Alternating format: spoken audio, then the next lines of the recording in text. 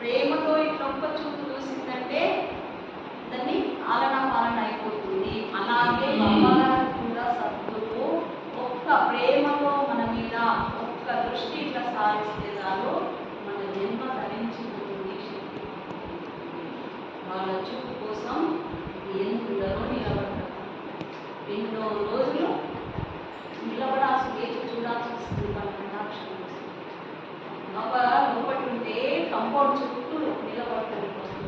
బాబా ఇప్పుడు వస్తారు, బయట బాబా ఇప్పుడు వస్తారు, ఇప్పుడు దర్శనం ఇస్తారు. నిలబడుతున్నారా? బాబా ఉన్నప్పుడు ఇప్పుడు ఎక్కడ దొరుకుతుంది? దొరుకుతుంది. ఎక్కడెక్కడైతే ఆధ్యాత్మిక ప్రవచనాలు జరుగుతాయో, బాబా యొక్క వార్షికోత్సవాలు ఎక్కడెక్కడైతే జరుగుతాయో, ఎక్కడెక్కడైతే ధ్యాన మందిరాలు ఉన్నాయో, అక్కడక్కడ గ్రంథపారాయణాలు ఎక్కడ జరుగుతాయో అక్కడక్కడ బాబా యొక్క కృప డైరెక్ట్ అందుతుంది. ఉన్నది అందుతుంది.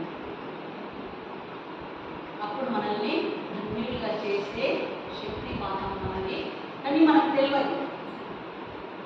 ఎట్లా మనమంతా వ్యవహారిక ప్రాపంచికంలో ఉన్నామో పొద్దంతా విషయావాసనలన్నీ మీరేసుకొని వస్తాం.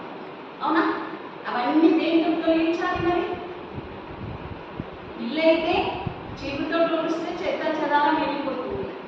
దుస్తులు అయితే, వస్త్రాలు అయితే సబ్బుతో చేస్తే నీళ్ళు పెడితే నల్లగా